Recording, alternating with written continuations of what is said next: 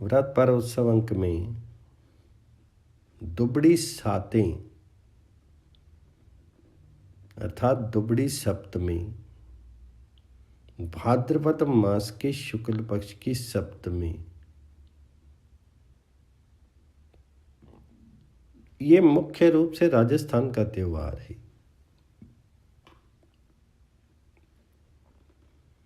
भाद्रपद मास के शुक्ल पक्ष की सप्तमी को प्रायः स्त्रियां इसे संतान की मंगल कामना से मनाती हैं। इस दिन दुबड़ी माता की पूजा की जाती है। एक काष्ठ पट पर दुबड़ी अर्थात कुछ बच्चों की मूर्ति, सर्पों की मूर्ति, एक मटका और एक औरत का चित्र मिट्टी से बना लिया जाता है। उनको चावल, जल, दूध, रोली, आटा, घी और चीनी मिला करके लोई बनाकर उनसे पूजा जाता है। दक्षिणा चढ़ाई जाती है और भीगा हुआ बाजरा चढ़ाया जाता है। मोठ बाजरे का बायना निकाल करके सास जी के पैर छू करके उन्हें दिया जाता है। फिर दुबड़ी साते की कहानी सुनी जाती है। इस दिन ठंडी रसोई खाई जाती है। यदि इसी साल किसी लड़की का विवाह हुआ हो तो वह उद्यापन करे। उद्यापन में मोठ बाजरे की 13 कुड़ी एक थाली में लेकर के तथा रुपया एवं साड़ी रख करके हाथ फेर करके अपनी सास जी को प्रणाम करके उन्हें दे दिया जाता है। इस व्रत की कथा इस प्रकार है। एक साहूकार के 7 बेटे थे, परंतु वह जिस भी बेटे का विवाह करता वह मर जाता। इस प्रकार उसके 6 बेटे क्रमशः मर गए। अंत में 7वें बेटे का भी विवाह तय हो गया। सभी नाते रिश्तेदारों को अभिमंत्रित किया गया। विवाह में शामिल होने के लिए लड़के की बुआ भी आ रही थी। रास्ते में उसे एक बुढ़िया मिली। बुआ ने बुढ़िया के चरण स्पर्श किए तो उसने पूछा कि बेटी कहाँ जा रही हो। बुआ के बताए जाने पर बुढ़िया ने कहा कि लड़का तो मर जाएगा। मैं जैसे ही बारात के लिए घर से निकलेगा घर का दरवाजा गिर जाएगा। यदि उससे बचेगा तो भी जिस पेड़ के नीचे बारात रुकेगी वह पेड़ गिर जाएगा। वहाँ से बचने पर जब वह ससुराल में प्रवेश करेगा तो वहाँ का भी दरवाजा गिर जाएगा। उससे भी यदि बच गया तो 7वीं भांवर पड़ते समय नाग आकर के डस लेगा। बुआ बोली, हे माता, मेरा ये एक ही भतीजा बचा है। जब आपने इतने निष्ठों की बात बताई है तो कृपा करके रक्षा का उपाय भी बता दीजिए। बुढ़िया जो स्वयं कुबड़ी माता थी, जो दुबड़ी माता थी, बोली, बेटी उपाय तो है पर है बहुत कठिन। बुआ ने कहा, माता कितना भी कठिन उपाय हो भतीजे की रक्षा के लिए मैं करूंगी। तो बुढ़िया बोली, बेटी जब लड़का विवाह करने जाने लगे तो उसे दरवाजे से ना निकाल करके दीवार फोड़ करके निकलवाना। उसके बाद रास्ते में किसी पेड़ के नीचे बारात को रुकने ना देना। इसी प्रकार ससुराल में भी लड़के को दीवार फोड़कर ही घर में प्रवेश करना तथा और भांवरों के समय में कटोरे में दूध भर करके रख देना। जब नाग आकर के दूध पीने लगे तो उसे तांबे के तांत के फांस में फंसा लेना। जब नागिन आकर के अपने नाग को मांगे तो तुम उससे अपने 6 भतीजों को मांग लेना। इस तरह तुम्हारा ये भतीजा तो जीवित बच ही जाएगा, पहले मरे हुए भतीजे भी जीवित हो जाएंगे। परंतु इस बात को किसी से बताना नहीं, अन्यथा सुनने और कहने वाले दोनों मर जाएंगे और भतीजे की भी मृत्यु हो जाएगी। बुढ़िया बनी दुबड़ी माता ने जैसे कहा था, मायके आकर के बुआ ने वैसे ही किया। सभी घटनाएं दुबड़ी माता ने जैसी बताई थी वैसे ही घटी, परंतु रक्षा का उपाय बता देने के कारण भतीजे की रक्षा होगी और पहले मर चुके 6 भतीजे भी जीवित हो गए। दुबड़ी माता की कृपा से सब कुछ आनंद में हो गया। बारात लौटने पर बुआ ने सप्तमी को दुबड़ी माता की पूजा कराई।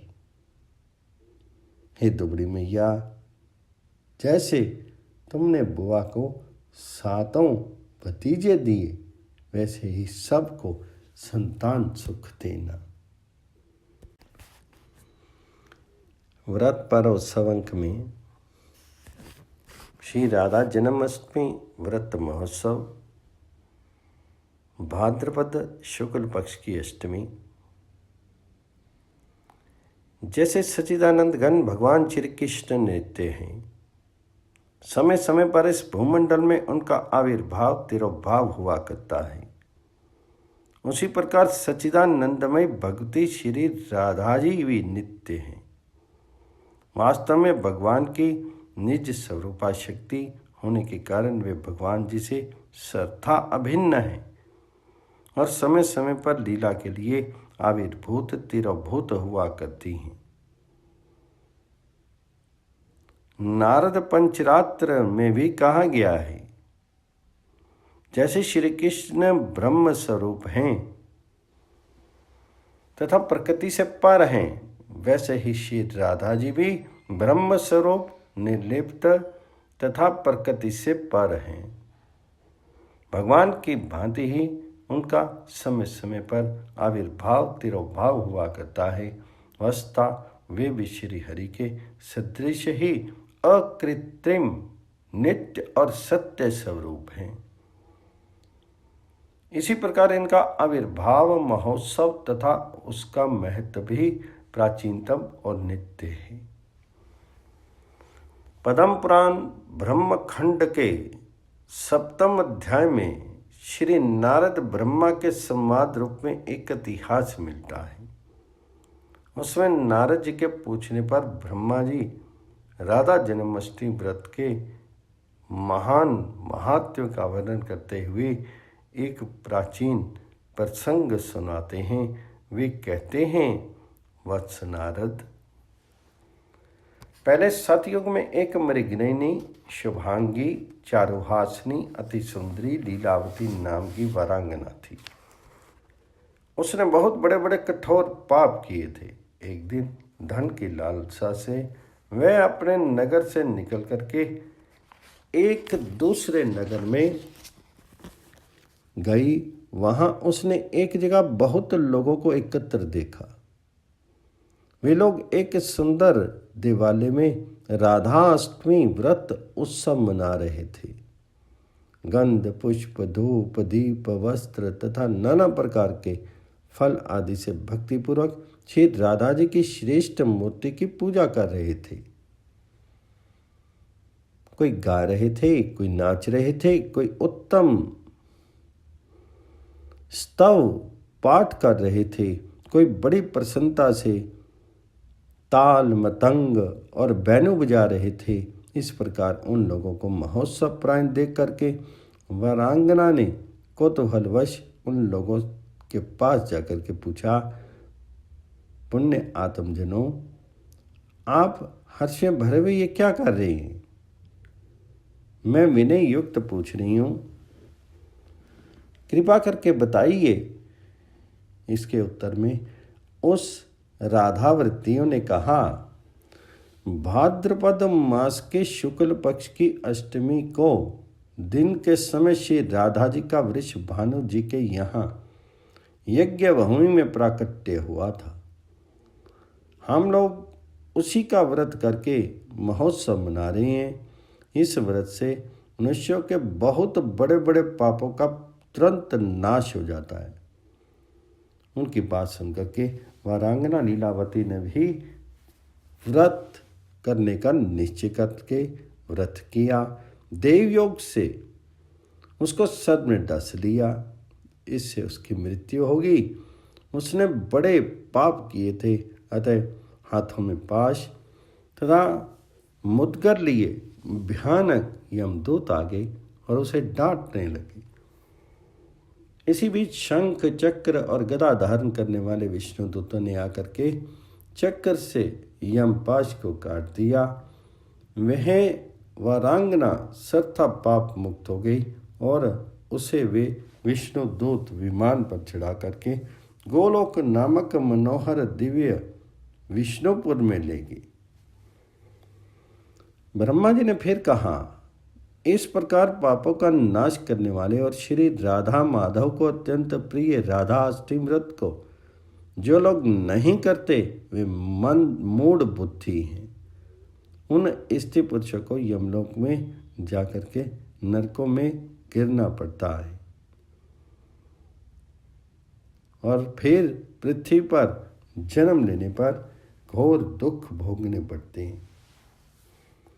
वास्तव में श्री राधा जी भगवान श्री कृष्ण के ही अभिन्न मूर्ति हैं। इनकी पूजा सदा से होती आई है और होनी चाहिए। जन जन को चाहिए कि वह सर्वत्र श्री राधा जन्माष्टमी व्रत करने तथा महोत्सव मनाने का सत प्रयास करे। शुद्ध हृदय से उत्साहपूर्वक स्वयं मनावे तथा लोगों को प्रेरणा देकर के मनवावे। इसमें उसका और जगत के उन जीवों का जो इस व्रत महोत्सव का सेवन करेंगे कल्याण होगा, इसमें कोई भी संदेह नहीं है। श्री राधा पूजा की अनिवार्य आवश्यकता।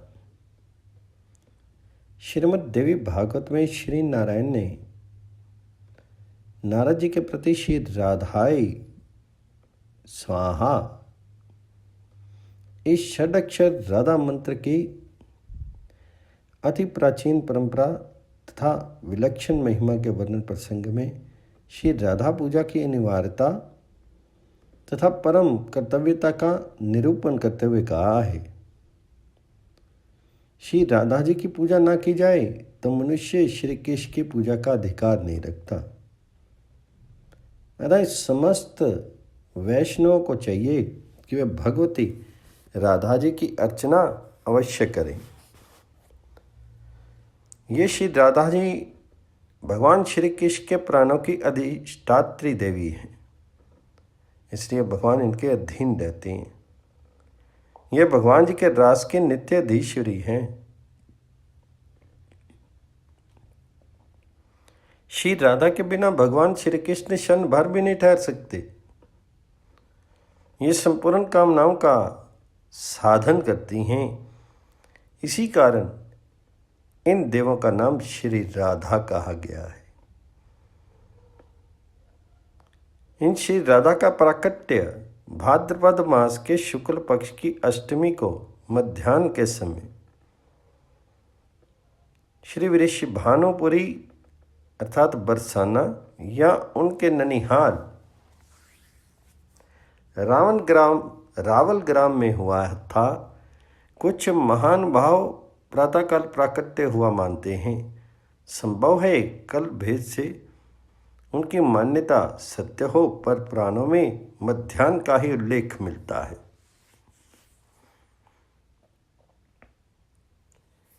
श्री राधा जन्माष्टमी व्रत महोत्सव का महात्म्य। भाद्रपद महीने के कृष्ण पक्ष में जब श्री कृष्ण जन्माष्टमी आती है, उसके बाद शुक्ल पक्ष की अष्टमी को हरिप्रिया श्री राधिका जी का जन्म हुआ। वृषभानुपुरी नाम की एक सब रत्नों से भरी सुंदर नगरी है। जहाँ स्वर्ण तथा मणि माणिक्य से सज्जित विचित्र रंग के भवन और प्रांगण हैं। नाना प्रकार की ध्वजा पताका आदि से विचित्र दिखने वाली, चित्रों से शोभित व नगरी अनिमा महिमा आदि 8 प्रकार की सिद्धियों के द्वारा प्राप्त होने वाले सुख और ऐश्वर्य से परिपूर्ण तथा परम मनोहर है। वह चिद आनंद स्वरूप तथा चिद आनंद प्रदान करने वाली है। उस नगरी में आनंद केली करने वाली नारियों सदा निवास करती हैं। उसी नगरी में सारे शुभ लक्षणों से युक्त विनोदशीला अति सुंदरी, जगत के मन को मोहने वाली अति गोह्य रूपा श्री राधा नाम की देवी प्रकट हुई। हे मुनीश्वर, उनका स्वरूप अति गोह्य है। वह मूढ़ लोगों और असंतों के सामने कथनीय नहीं है। श्री राधा जी के स्वरूप एवं माधुर्य की महिमा। नारद जी बोले, हे महाभाग, मैं आपका दास हूं। प्रणाम करके पूछता हूं, बताइए श्री राधा देवी लक्ष्मी हैं या देव पत्नी, महालक्ष्मी हैं या सरस्वती हैं? क्या वे अंतरंग विद्या हैं या वैष्णवी प्रकृति हैं? कहिए, ये वेद कन्या है, देव कन्या है अथवा मुनि कन्या है? सदाशिव बोले, हे मुनीश्वर,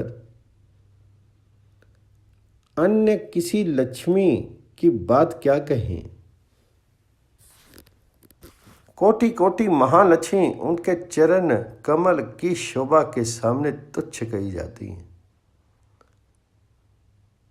हे नारद जी, एक मुंह से मैं अधिक क्या कहूँ। मैं तो श्री राधा के रूप, लावण्य और गुण आदि का वर्णन करने में अपने को असमर्थ पाता हूँ। उनके रूप आदि की महिमा कहने में भी लज्जित हो रहा हूँ। तीनों लोकों में कोई भी ऐसा समर्थ नहीं है जो उनके रूप आदि का वर्णन करके पार पा सके। उनकी रूप माधुरी जगत को मोहने वाले श्री कृष्ण को भी मोहित करने वाली है। यदि अनंत मुख से चाहूं तो भी उसका वर्णन करने की मुझ में क्षमता नहीं है। तो नारद जी बोले, हे प्रभु, श्री राधिका जी का जन्म का महात्म्य सब प्रकार से श्रेष्ठ है। हे भक्तवत्सल, उनको मैं सुनना चाहता हूँ। हे महाभाग, सब व्रतों में श्रेष्ठ व्रत श्री राधा अष्टमी के विषय में मुझको सुनाइए। श्री राधा जी का ध्यान कैसे किया जाता है, उनकी पूजा अथवा स्तुति किस प्रकार होती है, ये सब मुझसे कहिए। हे सदाशिव, उनकी चर्या, पूजा विधान तथा अर्चन विशेष सब कुछ मैं सुनना चाहता हूँ। आप बतलाने की कृपा करें। तो शिव जी बोले, वृषभानुपुरी के राजा वृषभानु महान उदार थे। वे महान कुल में उत्पन्न तथा सब शास्त्रों के ज्ञाता थे। अनिमा महिमा आदि 8 प्रकार की सिद्धियों से युक्त श्रीमान धनी और उदार चेता थे। सैमी कुलीन सद्विचार से युक्त तथा श्री कृष्ण के आराधक थे। उनकी भार्या श्रीमती श्री कीर्तिदा थी। वे रूप यौवन से संपन्न थी और महान राजकुल में उत्पन्न हुई थी। महालक्ष्मी के समान भव्य रूप वाली और परम सुंदरी थी। वे सर्व विद्याओं और गुणों से युक्त कृष्ण स्वरूपा तथा महापतिव्रता थी। उनके ही घर में शुभधा भाद्रपद की शुक्ल पक्ष की अष्टमी को मध्याह्न काल में श्री वृंदावनेश्वरी श्री राधिका जी प्रकट हुई। वेद शास्त्र तथा पुराण आदियों में जिनका कृष्ण वल्लभा कहकर के गुणगान हुआ है, वह श्री राधा सदा श्री कृष्ण को आनंद प्रदान करने वाली साध्वी कृष्ण प्रिया थी। हे महाभाग, अब मुझसे श्री राधा जन्म महोत्सव में जो भजन पूजन अनुष्ठान आदि कर्तव्य हैं उन्हें सुनिए। सदा श्री राधा जन्म अष्टमी के दिन व्रत रख करके उनकी पूजा करनी चाहिए। श्री राधा कृष्ण के मंदिर में ध्वजा, पुष्पमाल्य, वस्त्र, पताका, तोरण आदि नाना प्रकार के मंगल द्रव्यों के द्वारा यथाविधि पूजा करनी चाहिए। स्तुति पूर्वक सुवासित गंध, पुष्प, धूप आदि से सुगंधित करके उस मंदिर के बीच में 5 रंग के चूर्ण से मंडप बना करके उसके भीतर षोडश दल के आकार का कमल यंत्र बनावें। उस कमल के मध्य में दिव्य आसन पर श्री राधा कृष्ण की युगल मूर्ति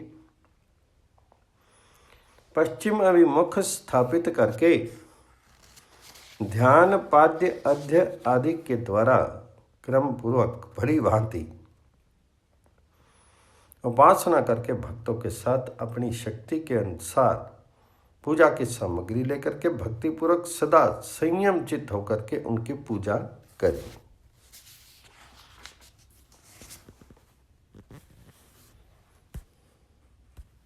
श्री राधा माधव युगल का ध्यान। जिनकी स्वर्ण और नील कमल के समान अति सुंदर कांति है, जो जगत को मोहित करने वाली श्री से संपन्न हैं, नित्य ललिता आदि सखियों से परिवृत हैं, सुंदर नील और पीत वस्त्र धारण किए हुए हैं तथा जिनके नाना प्रकार के आभूषणों से आभूषित अंगों की कांति अति मधुर है, उन अव्यय सुललित युगल किशोर रूप श्री राधा कृष्ण के हम नित्य शरणापन्न हैं। इस प्रकार युगल मूर्ति का ध्यान करके शालग्राम में अथवा मनोमय मूर्ति में या पाषाण आदि की मूर्ति में पुनः सम्यक रूप से अर्चना करें। महाप्रसाद वितरण की महिमा। भगवान जी को निवेदन किए गए गंध, पुष्पम, माल्य तथा चंदन आदि के द्वारा समागत कृष्ण भक्तों की आराधना करें। श्री राधा जी की भक्ति में तच्चित होकर के उनके लिए प्रस्तुत नैवेद्य गंध, पुष्प, माल्य तथा चंदन आदि के द्वारा दिन में महोत्सव करें। पूजा करके दिन के अंत में भक्तों के साथ आनंद पूर्वक चरणोदक लेकर के महाप्रसाद ग्रहण करें।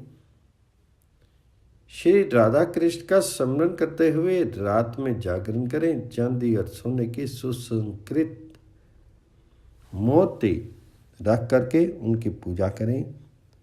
दूसरी कोई वार्ता न करते हुए नारी तथा बंधु बांधवों के साथ पुराण आदि से प्रयत्न पूर्वक इष्ट देवता श्री राधा कृष्ण के कथा कीर्तन का श्रवण करें। जो मनुष्य भक्तिपूर्वक श्री राधा जन्माष्टमी के इस शुभ अनुष्ठान के करता है, उसके विषय में सब देवता लोग कहते हैं कि यह मनुष्य भूतल में राधा भक्त है।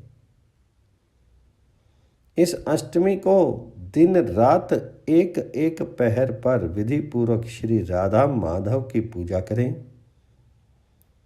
श्री राधा कृष्ण में अनुरक्त रसिक जनों के साथ आलाप करते हुए बारंबार श्री राधा कृष्ण को याद करें। इस प्रकार महोत्सव करके परम आनंदित होकर के विधि पूर्वक साष्टांग दंड प्रणाम करें। जो पुरुष अथवा नारी राधा भक्ति प्रायण होकर के श्री राधा जन्म महोत्सव करता है, वह श्री राधा के सानिध्य में श्री वृंदावन में वास करता है। वह राधा भक्ति प्रायण होकर के ब्रजवासी बनता है। श्री राधा जन्म महोत्सव का गुण कीर्तन करने से मनुष्य भाव बंधन से मुक्त हो जाता है। राधा नाम की तथा राधा जन्माष्टमी व्रत की महिमा।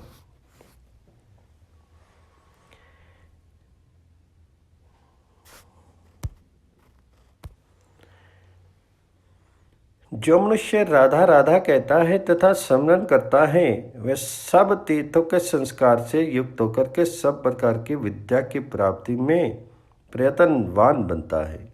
जो राधा राधा कहता है, राधा राधा कह करके पूजा करता है, राधा राधा में जिसकी निष्ठा है, जो राधा राधा उच्चारण करता रहता है, वह महाभाग श्री वृंदावन में श्री राधा की सहचरी होता है।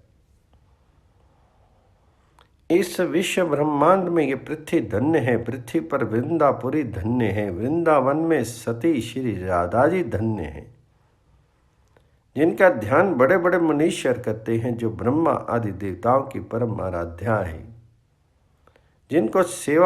जिनकी सेवा देवता लोग दूर से ही करते रहते हैं। उन श्री राधिका जी को जो भजता है उसको मैं भजता हूँ। हे महाभाग, उनका कथा कीर्तन करो, उनके उत्तम मंत्र का जप करो और रात दिन राधा राधा बोलते हुए नाम कीर्तन करो। जो मनुष्य कृष्ण के साथ राधा का अर्थात राधे कृष्ण नाम कीर्तन करता है, उसके महात्म्य का वर्णन मैं नहीं कर सकता और ना उसका पार पा सकता हूँ। राधा नाम स्मरण कदापि निष्फल नहीं जाता। ये सब तीर्थों का फल प्रदान करता है। श्री राधा जी सर्व तीर्थमयी हैं तथा सर्व ऐश्वर्यमयी हैं। श्री राधा भक्त के घर से कभी लक्ष्मी विमुख नहीं होती। हे नारद, उसके घर श्री राधा जी के साथ श्री कृष्ण वास करते हैं। श्री राधा कृष्ण जिनके इष्ट देवता हैं, उनके लिए ये श्रेष्ठ व्रत है। उनके घर में श्री हरि देह से मन से कदापि पृथक नहीं होते। यह सब सुनकर के मुनि श्रेष्ठ नारद जी ने परिणत होकर के यथोक्त रीति से श्री राधा अष्टमी में यजन पूजन किया। जो मनुष्य इस लोक में ये राधा जन्म अष्टमी व्रत की कथा श्रवण करता है, वह सुखी, मानी, धनी और सर्वगुण संपन्न हो जाता है। जो मनुष्य भक्तिपूर्वक श्री राधा का मंत्र जप करता है अथवा नाम स्मरण करता है, वह धर्मार्थी हो तो धर्म प्राप्त करता है, अर्थार्थी हो तो धन पाता है, कामार्थी हो तो पूर्ण काम हो जाता है और मोक्षार्थी हो तो मोक्ष को प्राप्त होता है। कृष्ण भक्त वैष्णव श्रद्धा अनन्य शरण होकर के जब श्री राधा की भक्ति करता है तो सुखी, विकी और निष्काम हो जाता है। श्री राधा प्राकट्य की तिथि और काल। वैश्य कुल में वृषभानु नाम से प्रसिद्ध एक राजा थे। वह सभी संपदाओं से संपन्न तथा अब सभी धर्मों के परायण थे। उन्होंने कीर्तिदा नाम की अनिंद्य सुंदरी एक गोप कन्या से विवाह किया, जो संपूर्ण शुभ लक्षणों से युक्त तथा तपाए हुए सोने की सी कांति वाली थी। वृषभानु महान भक्त थे। कीर्तिदा के तपबल से तथा विनय की पराकाष्ठा से उनके राधिका नाम की कन्या हुई। भाद्रपद मास के शुक्ल पक्ष की अष्टमी तिथि को मध्याह्न काल में अविजित मुहूर्त और अनुराधा नक्षत्र के योग में कीर्तिदा रानी ने राज चिन्हों से शोभित इस कन्या को जन्म दिया। इसके अंग प्रत्यंग अत्यंत सुकुमार थे, जिनसे चंद्रमा की सी ज्योति निकल रही थी। उनका सौंदर्य त्रिलोकी में विलक्षण था और शीर सब प्रकार के दीपों से श्रद्धा मुक्त था। श्री राधा प्राकट्य का कारण तथा प्राकट्य महोत्सव। गर्ग संहिता में आता है, राजा बहुलास्य के पूछने पर श्री नारद जी कहते हैं, तुम्हारा ये कुल धन्य है, क्योंकि इसी में राजा निमी हो चुके हैं। वे भगवान श्री कृष्णचंद्र के सर्वश्रेष्ठ भक्त थे। फिर इसी कुल में तुम भी उत्पन्न हुए हो, अतः इसे पूर्ण रूप से गौरव प्राप्त हो गया। तुम्हारा स्वभाव बहुत ही विलक्षण है, क्योंकि तुम संसार से संबंध रखते हुए भी त्यागी हो। अब तुम उन पुरुषोत्तम भगवान श्री कृष्ण की लीला का श्रवण करो। वह पवित्र एवं कल्याण स्वरूप है। केवल कंस का संहार ही भगवान जी के अवतार में हेतु नहीं है, वे पृथ्वी के संत जनों की रक्षा के लिए ही पधारे थे। राजन, भगवान जी ने ही अपनी महाशक्ति को प्रेरणा दी। अतः महाशक्ति ने वृषभानु की पत्नी के हृदय में प्रवेश किया और वे ही राधिका नाम से प्रकट हुई। उनका अवतार एक भव्य भवन में हुआ। वह स्थान जमुना जी के तट पर निकुंज वन में था। उस समय भाद्रपद का महीना था। शुक्ल पक्ष एवं अष्टमी तिथि थी। मध्याह्न दोपहर का समय था। आकाशवाणी में मेघ छाए हुए थे। देवताओं ने उस समय फूलों की वर्षा की। वे फूल नंदनवन से उन्हें प्राप्त हुए थे। उस समय राधिका जी के पृथ्वी पर प्रकट होने पर नदियां स्वच्छ हो गई। संपूर्ण दिशाओं में आनंद फैल गया। कमल की गंध से व्याप्त वायु चलने लगी। वह बड़ी ही शीतल, मनोहर और धीमी गति से बह रही थी। बाद में वृषभानु पत्नी कीर्ति को कन्या दिखाई दी। शरतकालीन चंद्रमा की भांति उनकी कांति थी। रूप मन को हरने वाला था। अतः वे अत्यंत आनंद में भर गई। तुरंत उन्होंने मंगल विधान करवाया और पुत्री के कल्याण की कामना से 2 लाख गौएं ब्राह्मणों को दान की। श्रेष्ठ देवताओं को भी जिनका दर्शन मिलन कठिन है, मनुष्य करोड़ों जन्मों तक तप करते हैं, परंतु जिनका साक्षात नहीं कर पाते, वे ही श्री राधिका जी वृषभानु के यहाँ स्वयं प्रकट हुई। गोपियों ने उनका लालन पालन किया। ये प्राय सभी जानते हैं। सखियां पालने में राधिका जी को झुलाया करती थी। वह पालना स्वर्ण से बनाया गया था। उसमें रत्न जड़े हुए थे। चारों ओर चंदन छिड़का गया था। प्रतिदिन राधिका जी का श्री विग्रह बढ़ता जाता था। ठीक उसी प्रकार जैसे शुक्ल पक्ष में प्रतिदिन बढ़ते हुए प्रकाश से चंद्रमा की कला में विस्तार होता जाता है। जो रास मंडल को आनंदित करने वाली सच्च चांदनी है, जिन्होंने वृषभानु के भवन की अनंत उज्जवल दीपावलियों के समान प्रकाशित कर दिया है, तथा जो गोलोक में चूड़ामणि के रूप में विराजमान भगवान श्री कृष्ण के गले की हार है। उन पूजनीय श्री राधिका जी का ध्यान करके मैं पृथ्वी पर विचर रहा हूँ। श्री वृषभानु तथा श्री कीर्ति जी पूर्व जन्म में कौन थे?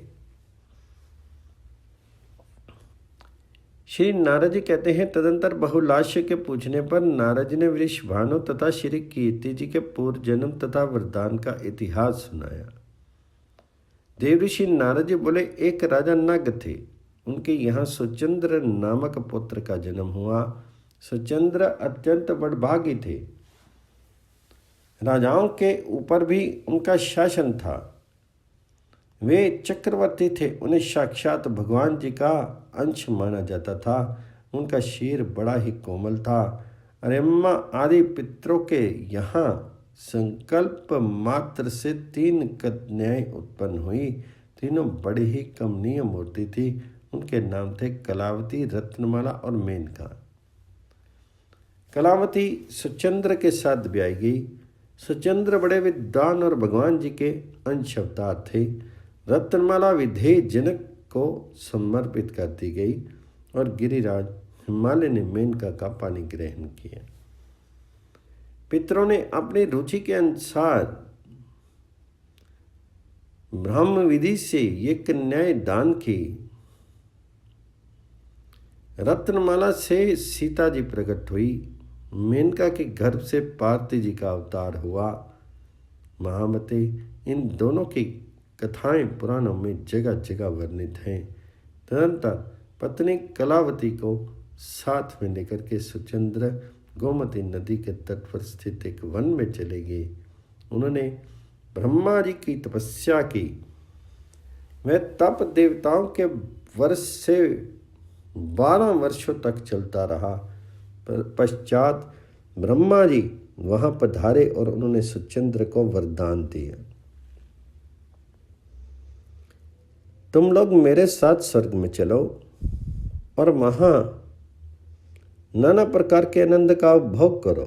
समय आने पर तुम दोनों पृथ्वी पर उत्पन्न होगे। द्वापर के अंत में गंगा और जमुना के बीच भारतवर्ष में तुम्हारा जन्म होगा। तुम ही दोनों ही स्वयं परिपूर्णतम भगवान श्री कृष्ण की प्राण प्रिया देवी राधिका जी पुत्री के रूप में प्रकट होगी। उसी समय तुम्हें परम धाम प्राप्त होगा। श्री नारद जी कहते हैं, इस प्रकार ब्रह्मा जी का वरदान हुआ। वे महान पित्र तथा कभी भी निष्फल होने वाला नहीं था। अतः उसी के प्रभाव से भूमंडल पर कीर्ति और वृषभानु हुए। कन्नौज देश में एक राजा थे, भलंदन नाम से उनकी प्रसिद्धि थी। उन्हीं के यहाँ यज्ञ कुंड से कलावती का प्रादुर्भाव हुआ। कलावती अपने पूर्व जन्म की सारी बातें जानती थी। उनका स्वभाव ही बहुत विलक्षण था। सरभानु के घर सुचंद्र का जन्म हुआ। उस समय वे वृषभानु नाम से विख्यात हुए। उन्हें भी पहले जन्म का स्मरण था। गोपों में उनकी प्रधानता थी। वे इतने सुंदर थे कि एक दूसरे कामदेव ही माने जाते थे। नंद जी की बुद्धि बड़ी निर्मल थी। उन्होंने दोनों पर परस्पर संबंध जोड़ दिया।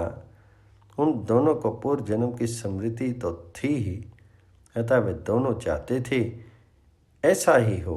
जो मनुष्य इस वृषभानु और कलावती के उपाख्यान का श्रवण करता है वह संपूर्ण पापों से छूट जाता है। अंत में वह भगवान श्री कृष्णचंद्र के परम धाम का अधिकारी भी होता है। श्री राधा जन्माष्टमी व्रत। नारद पुराण पूर्व भाग अध्याय 117 में श्री राधा जन्माष्टमी व्रत का वर्णन करते हुए सनातन मुनि ने कहा, भाद्रपद मास के शुक्ल पक्ष की अष्टमी को मनुष्य राधा व्रत करे। कलश स्थापन करके उसके ऊपर श्री राधा की स्वर्णिम प्रतिमा पूजन करना चाहिए। मध्याह्न काल में श्री राधा जी का पूजन करके एक भक्त व्रत करें। विधि पूर्वक राधा अष्टमी व्रत करने से मनुष्य ब्रज का रहस्य जान लेता है तथा राधा परिकरों में निवास करता है। इसी प्रकार आदि पुराण, तंत्र और अन्य कई प्राचीन ग्रंथों में भी राधा प्राकट्य तथा व्रत का वर्णन आया है।